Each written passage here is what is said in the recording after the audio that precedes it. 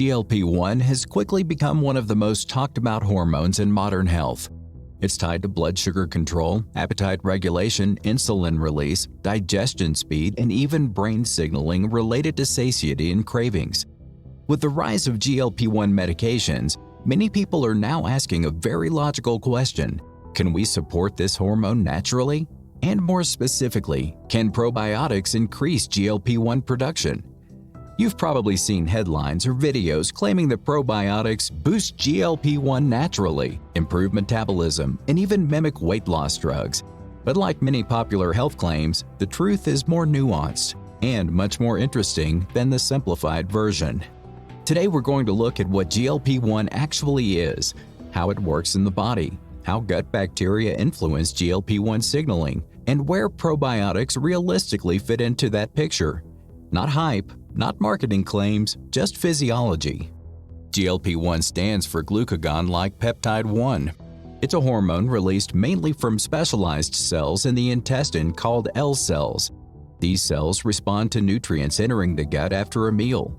When GLP-1 is released, it triggers insulin secretion, suppresses glucagon, slows the emptying of food from the stomach, and sends signals to the brain that help regulate appetite and fullness. In a healthy system, GLP-1 rises after eating and helps your body manage glucose efficiently while preventing overeating. But GLP-1 function doesn't exist in isolation. It doesn't remain constant across the lifespan. As we age, several interconnected changes occur. Insulin sensitivity declines, chronic low-grade inflammation increases, digestive efficiency changes, the gut lining becomes more fragile, and the gut microbiome, the community of bacteria living in your intestines, loses diversity and resilience. All of these changes affect how well GLP-1 signaling works. This is why many metabolic issues later in life are not simply about low hormone levels, but about impaired hormone responsiveness. This is where the gut microbiome becomes central to the conversation. Your gut microbiome isn't just there to help digest food. It actively communicates with immune cells, nerve pathways, and hormone-producing cells. One of the primary ways it does this is through the production of compounds called short-chain fatty acids, or SCFAs. Short-chain fatty acids, especially acetate, propionate, and butyrate, are produced when the gut bacteria ferment dietary fiber. These molecules serve as signaling compounds. They interact with receptors on intestinal cells, including the L cells that release GLP-1. Research shows that SCFAs can stimulate GLP-1 secretion by activating specific receptors on these cells. This is one of the clearest links between gut bacteria and GLP-1 activity. But here's the critical point that often gets distorted online. Gut bacteria do not produce GLP-1. They influence the signals that tell your body when and how much GLP-1 to release. That's a very different claim. Probiotics, when effective, may help increase the population of bacteria that produce beneficial SCFAs. But this effect is indirect, gradual, and dependent on many other factors. Another important piece of this puzzle is the gut lining itself. The intestinal lining is made up of tightly connected cells that form a barrier between the contents of the gut and the bloodstream. When this barrier is healthy, it prevents inflammatory compounds from entering circulation. When it's compromised, those compounds leak through and trigger immune activation. This chronic inflammation interferes with insulin signaling, appetite regulation, and hormone receptor sensitivity, including GLP-1 receptors. Certain probiotic strains have been shown to strengthen tight junctions in the gut lining, improving barrier integrity and reducing inflammatory signaling. When inflammation decreases, hormone signaling becomes more effective, not because more hormone is being produced, but because the body can respond appropriately to it. This distinction matters, especially for adults over 60. Many age-related metabolic problems solve hormone resistance rather than hormone deficiency.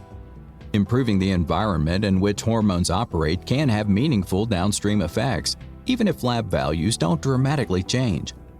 Another often overlooked factor is digestion speed and nutrient sensing. GLP-1 is released in response to nutrients reaching specific parts of the intestine. If digestion is impaired, rushed, or inflamed, this signaling becomes blunted. A healthier microbiome supports more efficient digestion, more gradual nutrient absorption, and stronger communication between the gut and the brain. This is one reason people often notice better satiety and fewer cravings when gut health improves, even without weight loss. Clinical studies reflect this complexity. Some human trials show modest increases in GLP-1 secretion with specific probiotic strains, particularly in people with obesity or insulin resistance. Other studies show no direct increase in GLP-1 levels, yet still demonstrate improvements in blood sugar control, insulin sensitivity, or appetite regulation. That tells us probiotics may support metabolic health through multiple pathways, not just GLP-1. It also highlights the importance of strain specificity. Not all probiotics behave the same way. Many commercially available products are designed for general digestive comfort or immune support, not metabolic signaling. Even within the same bacterial species, different strains can have very different effects.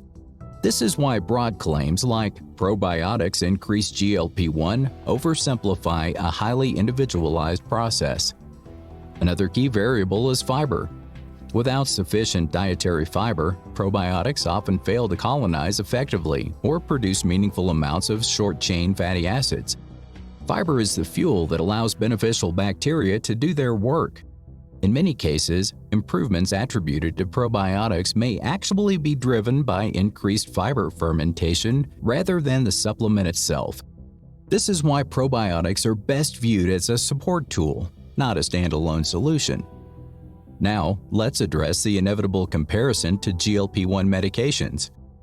GLP-1 drugs work by pharmacologically amplifying GLP-1 signaling beyond natural levels and extending its activity in the body. They override normal regulatory mechanisms. Probiotics cannot do this. They do not suppress appetite to the same degree. They do not produce rapid or dramatic weight loss, and they should not be expected to. What probiotics may do is help normalize the systems that support GLP-1 signaling: gut health, inflammation control, microbial balance, and nutrient sensing.